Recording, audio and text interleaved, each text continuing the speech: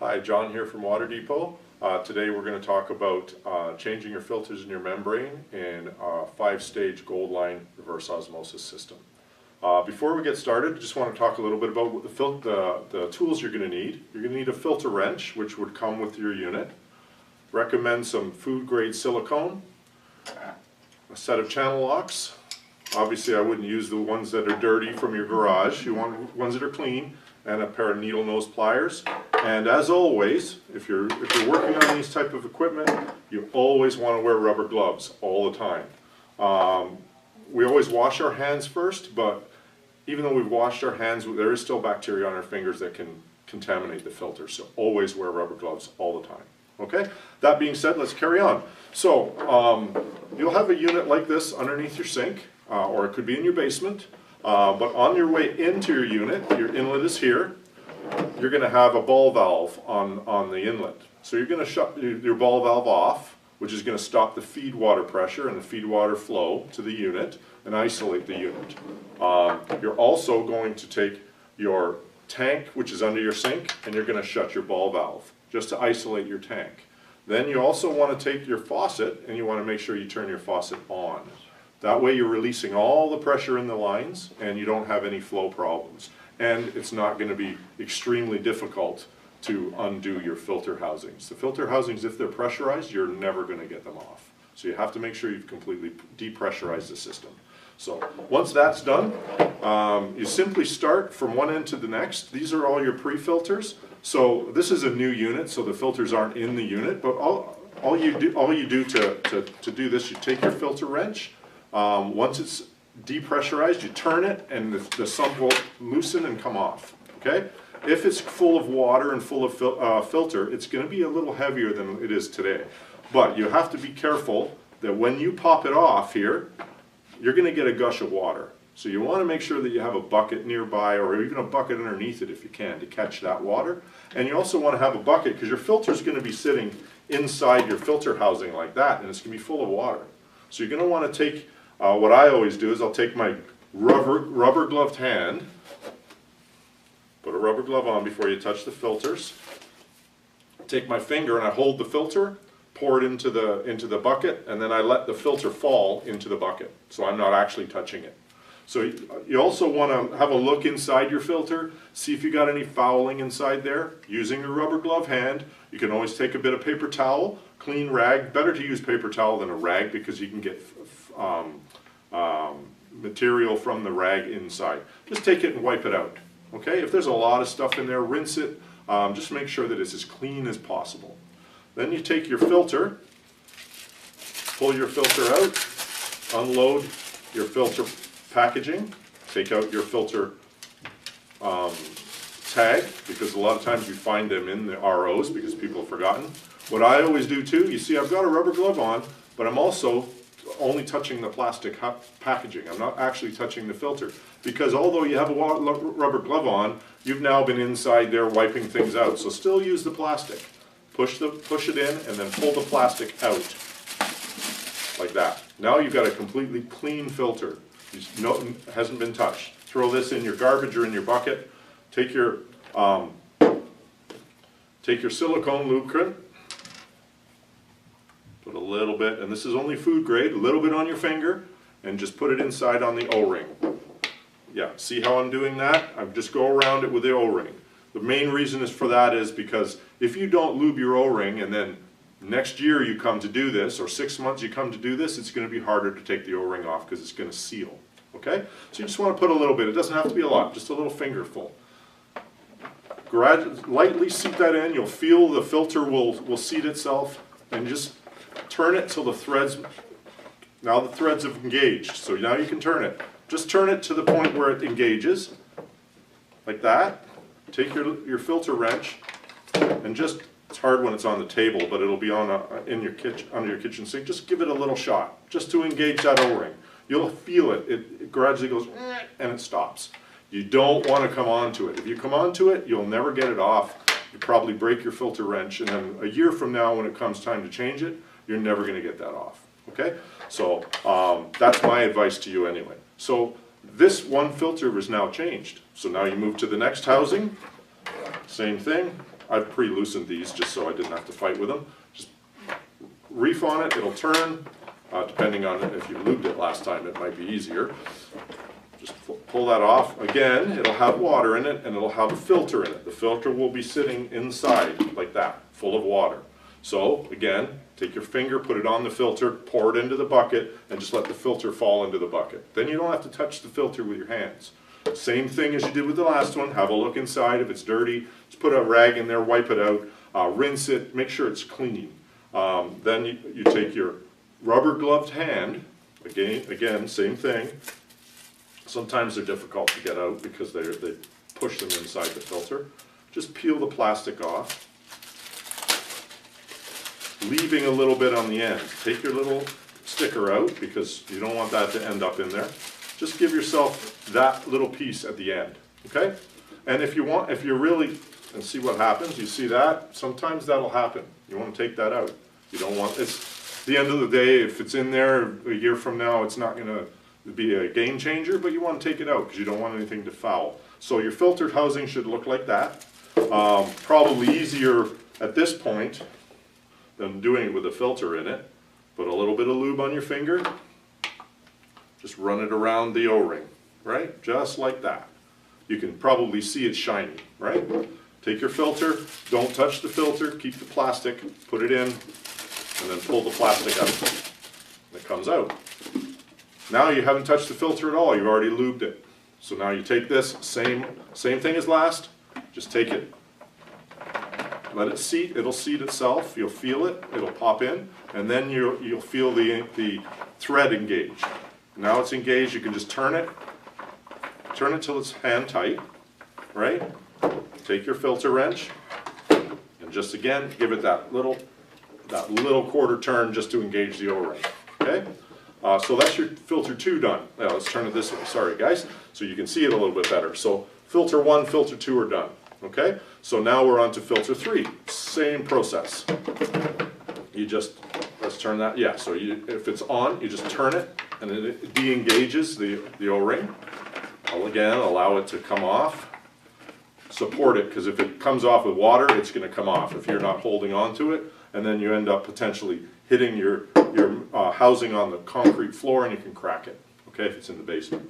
So again, take a look inside, see if it's dirty, wipe it out, rinse it out, all those things, and take a little bit of silicone.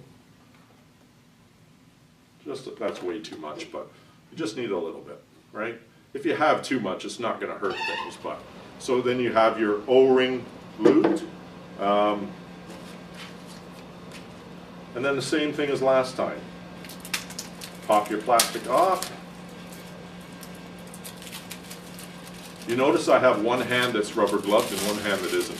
As long as the hand that has the rubber glove on it is the only thing that touches the filters, you're okay. It gives you the ability to do things a little better with one hand without the glove. So again, I've already lubed the O-ring. Take your filter, slide it in, make sure that it seats, and then pull the plastic off. Sometimes it's a little difficult to get the plastic out, but throw that in the garbage and you're ready to go. So now that filter, again, nothing's touched it. It's completely clean. Take it, seat the filter, seat the thread so that it spins. Once you got it started, it should spin freely like that. Hand tight, give it a little shot just to engage the O-ring. You'll feel that O-ring, it'll engage, you'll feel it almost like, and it'll tighten. So at this point you've changed all your filters, okay? The only two things that are left is your post-tank polisher and your membrane itself. The post-tank polisher is very, very simple. Depending on the one you buy, if you buy the one that has the EZ, which is this one here, it's an AIC10 EZ. The EZ means it's got the Easy Connect, Quick Connect fittings on the side of it. So you want to make sure that you get one with an EZ. Okay?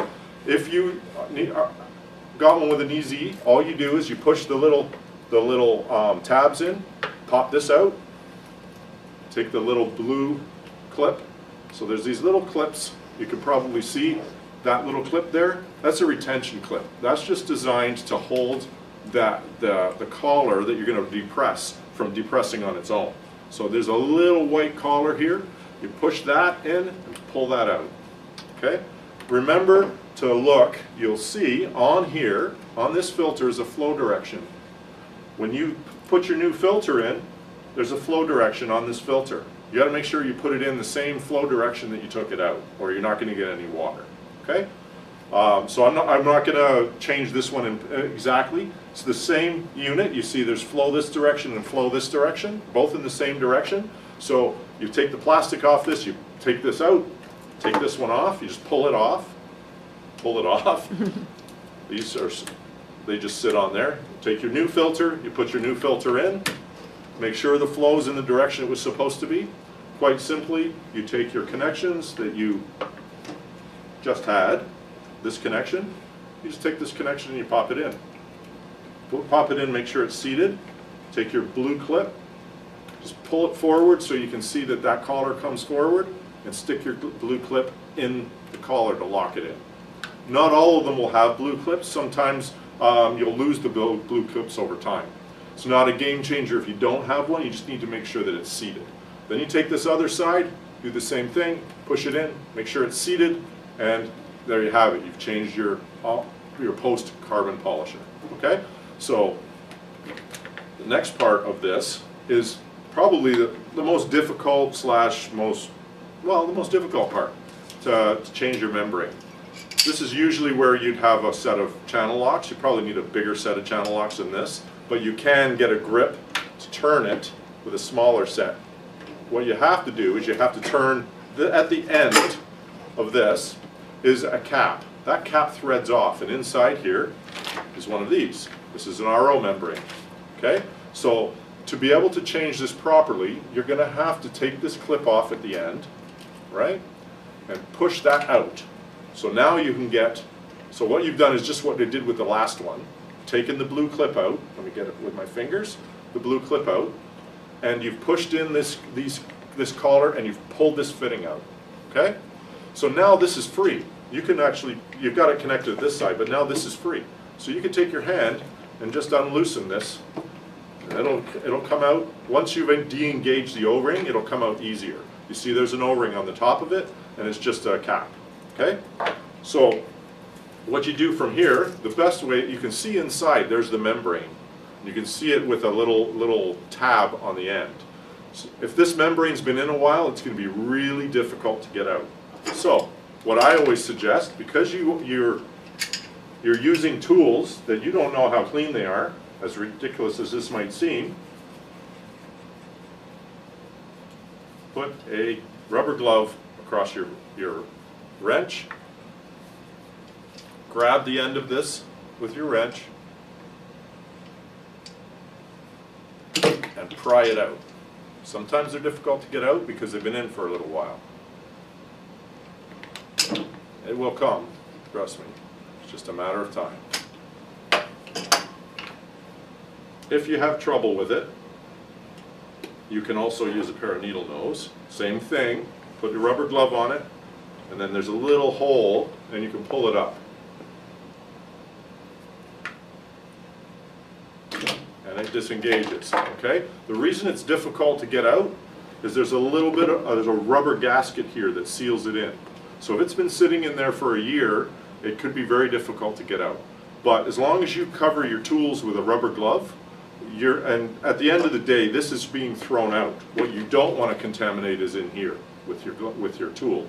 So take this guy out. There's going to be water in here. So you're going to pour it in your bucket. You're going to take this guy and you're going to throw it out. Then you're going to take this new membrane, and some of them are black, some of them are blue, some of them are green. The color doesn't matter as long as it's the same size and it looks the same. That will fit in this housing. So again, with this one, it's going to go in with this end first. So you want to rip this end, right? Again, you don't want to touch it. Put this end in. Take the plastic off gradually. And then take your plastic and push it in. Now you've just replaced that membrane. You find your cap, put a little bit of lube on the O-ring, just like the rest of them, right? Because if you don't, and it's been on for a year, and we all know that we tend to tighten things more than we should. So this will just make sure that next time you come to do this, it's easier. So now you take your cap, put your cap back on. You'll feel it when it engages on the O-ring. Tighten it as far as you can tighten it. Only hand tight, but you want to get it all the way down to the nut. So you want, if you have a bigger set of channel locks, be very gentle because you can crack it. I'm not going to force it right now because I don't want to crack it. But take a little your channel locks and just snug it up so that it's snug against the plastic. That will engage everything and you won't have any leaks. So that's your membrane changed. So now all you have to do is put everything back together.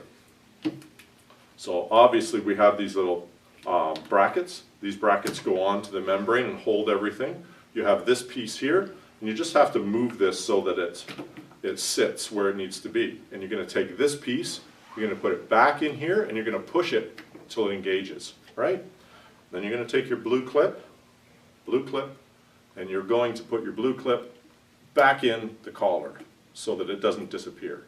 At the end of the day, like I said, if your unit doesn't have the blue clips because it's an older unit, it's not the end of the world. You can go buy them from a Water Depot. They can get the clips for you. A lot of times they may not have them in stock because it's not an item that we sell a lot of, but they can certainly get them for you.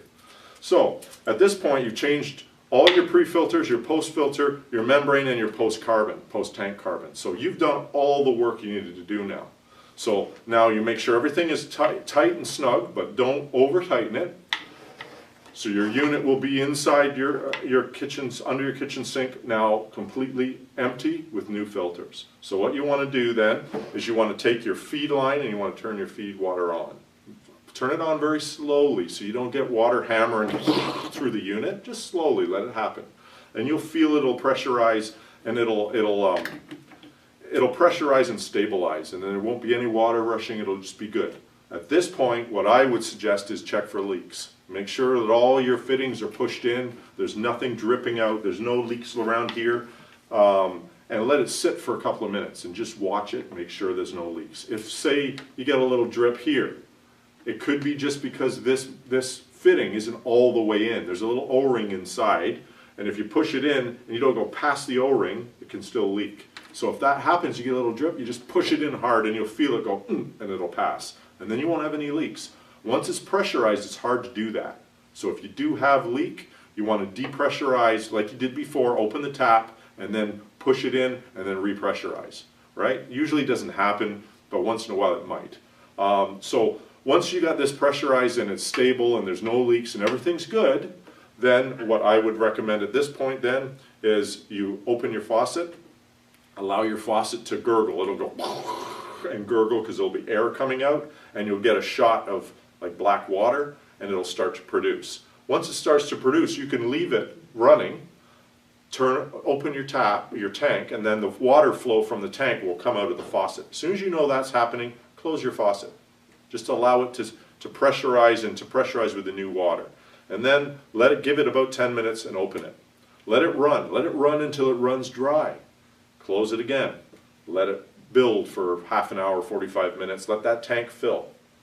Go open it, let it run until it runs dry.